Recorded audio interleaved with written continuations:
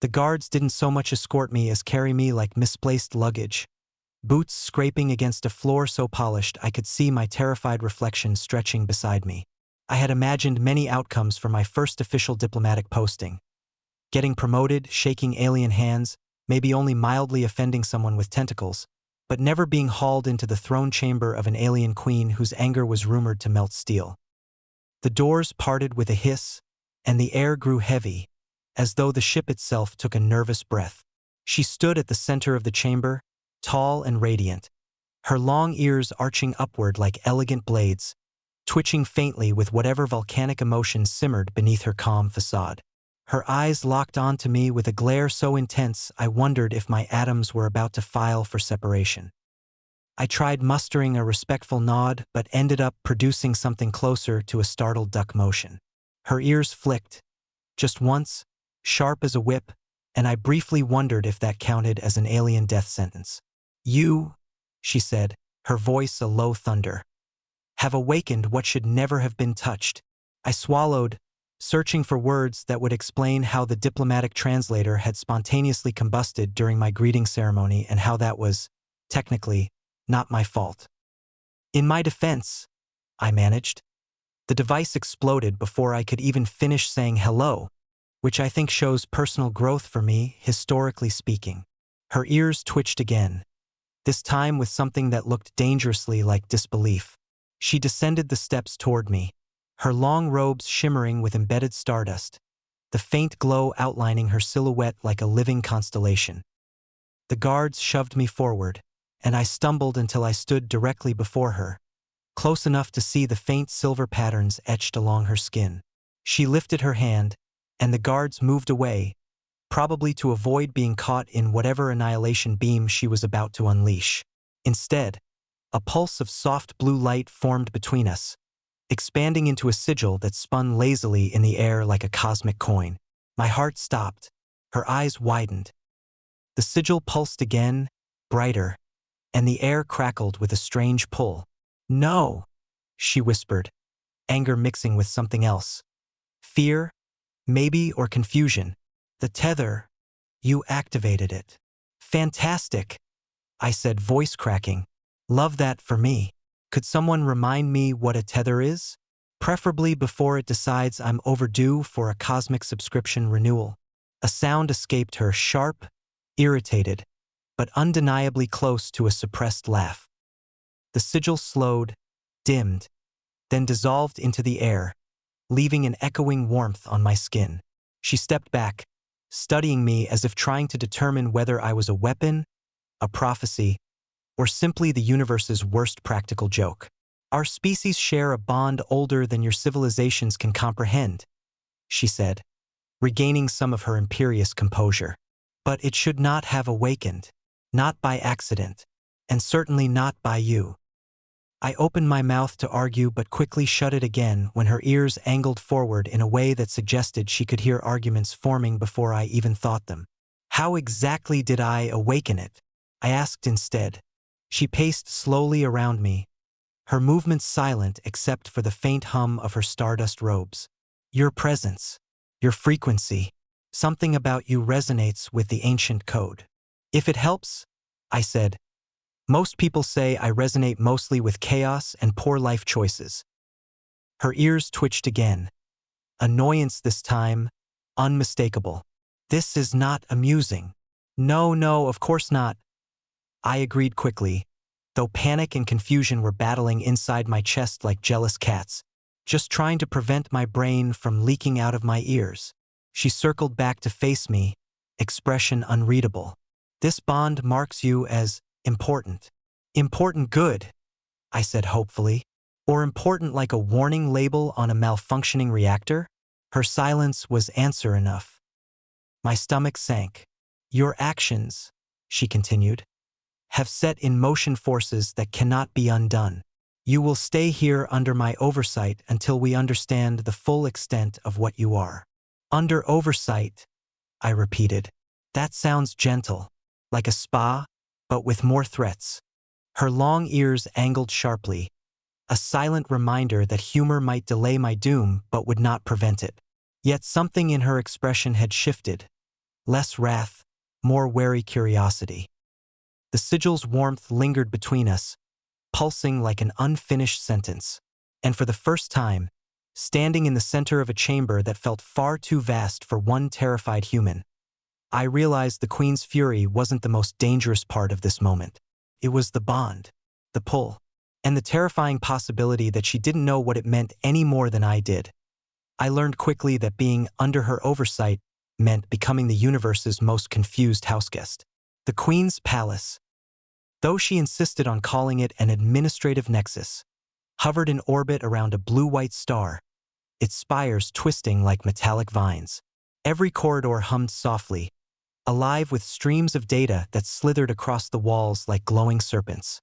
Even the floor occasionally adjusted its height as if trying to decide whether it liked me tall or short. The Queen walked ahead of me with her usual impossible grace, long ears angled forward as though listening for cosmic conspiracies. I tried to mimic her stride, but given that the floor shifted underfoot and the ceiling periodically lowered for maintenance drones to pass, my version resembled a man dodging invisible bees. A guard coughed politely, an alien cough, which sounded like a tiny thunderstorm, and I straightened up, pretending dignity was something I still possessed. "You will be shown the Hall of Origins," the Queen announced without looking back. "There you may begin to understand what you triggered." "Fantastic," I said. "I love a good educational horror experience." Her ears twitched in annoyance. I counted that as a diplomatic victory. The Hall of Origins opened like the mouth of a sleeping giant, dimly lit with floating orbs of memory light. Each orb contained scenes from their ancient past, drifting like slow galaxies above our heads.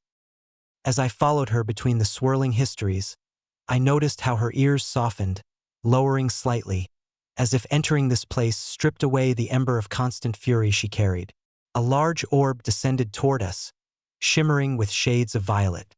Inside it, a human-like figure standing beside an alien queen from centuries past, a glowing sigil floating between them exactly like the one that had appeared between us. "That is the first tethered pair," she said quietly. I squinted. "They look surprisingly calm for people dealing with magical spacebond nonsense."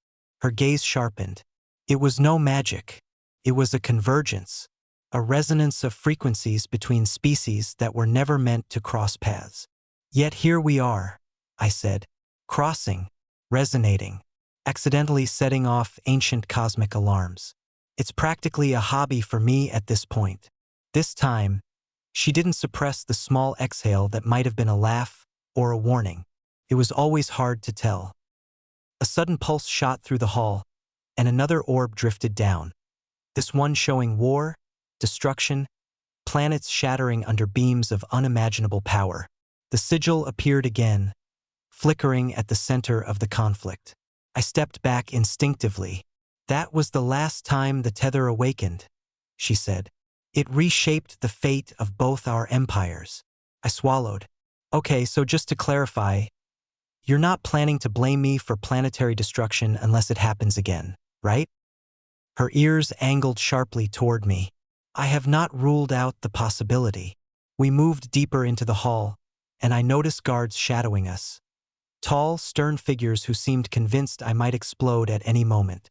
One of them leaned toward another and whispered something, and both stared at me with expressions suggesting I was either a dangerous relic or an unusually squishy bomb. Trying to ease the tension, I turned to the Queen. "So what exactly am I supposed to do with this tether thing?" "Meditate, hum at specific frequencies, glow dramatically." She stopped, turning to face me fully. The memory lights flickered across her features, softening her expression into something almost human. "Almost. You are not supposed to do anything," she said. "The tether acts according to forces beyond conscious control. It reveals what exists, what must be revealed." "Great," I muttered. "Destiny with no instruction manual." Her ears twitched again, this time not in annoyance, but intrigue. "You make light of everything." "Well, if I stop, I might scream," I replied. A pause hung between us, heavy but not hostile.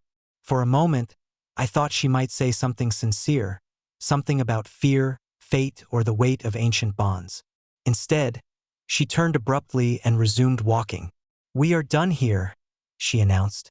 "You will now undergo a resonance scan to assess the depth of your connection." "A scan?" I asked warily. "That sounds painless," which usually means it's not. "It will not harm you," she said, "unless you react badly. Or the machine does." Very comforting. We entered a circular chamber where a massive device hovered in midair, shaped like a metallic halo. It hummed ominously. I took one step back. "Stand beneath it," she instructed. "Is there a waiver I should sign?" "No." Exactly what I feared. The machine lowered until it hovered over my head, the air around it crackling. Sparks of violet light danced along its edges. My heartbeat thundered.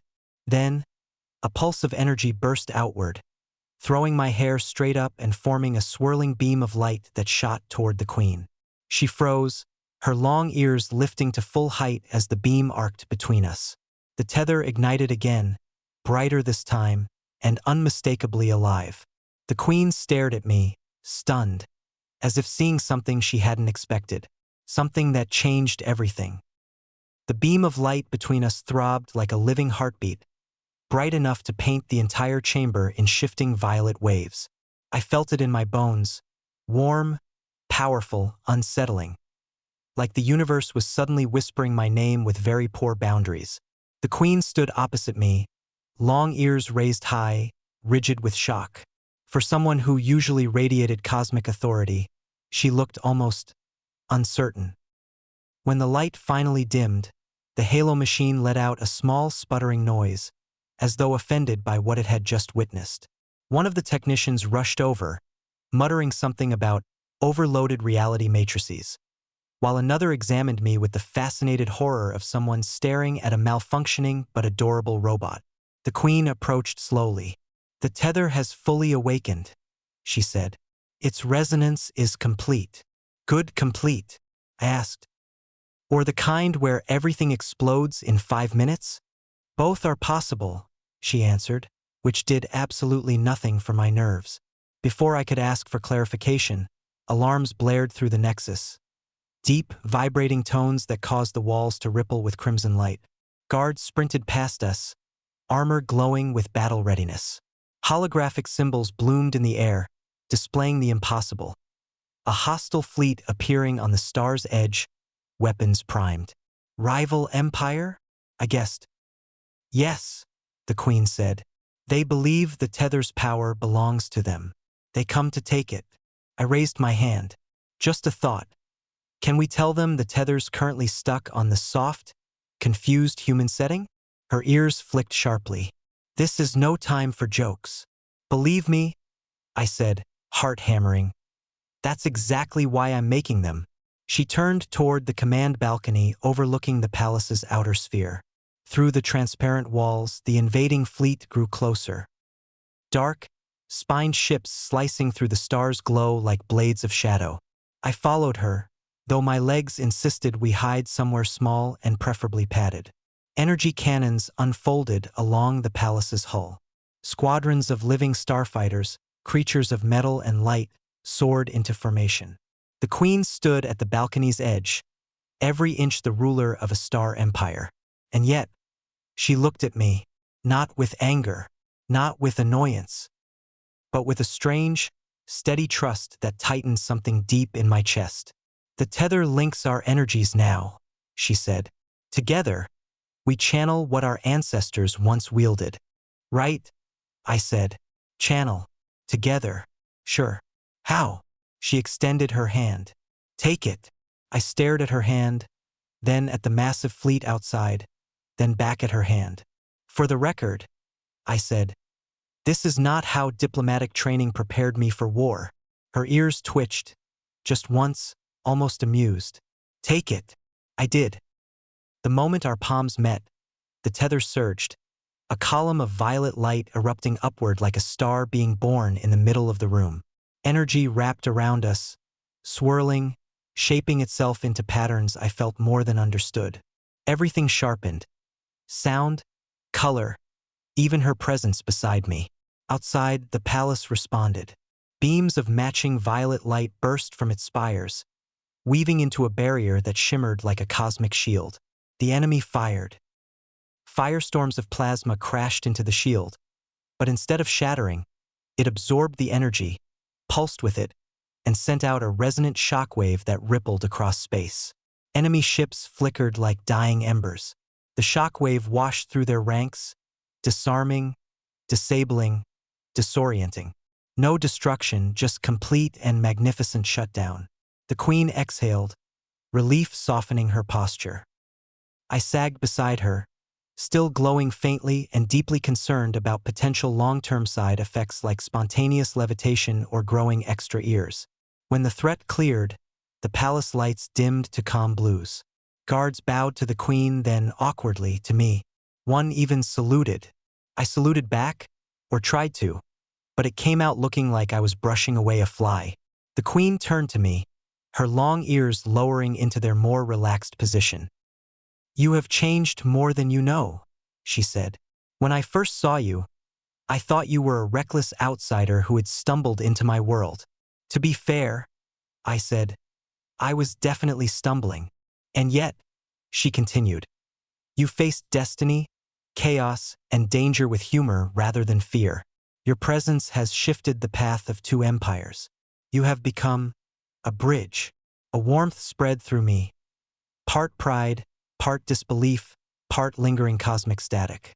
"I didn't do it alone," I said. Her ears flicked again, gentle this time. "No, you did not."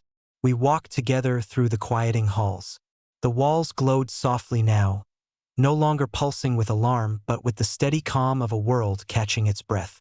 Outside the viewing window, the star glimmered, and beyond it, the quiet remnants of the battle floated like fading shadows.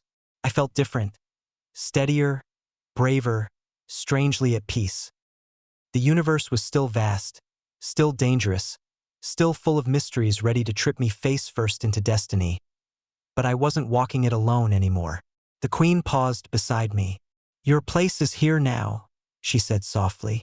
I looked at her long ears, her fierce gaze, the world she ruled, and realized that somehow, in the chaos, in the tether, in the unexpected bond that tied our fates, I had found a sense of belonging I never knew I was missing.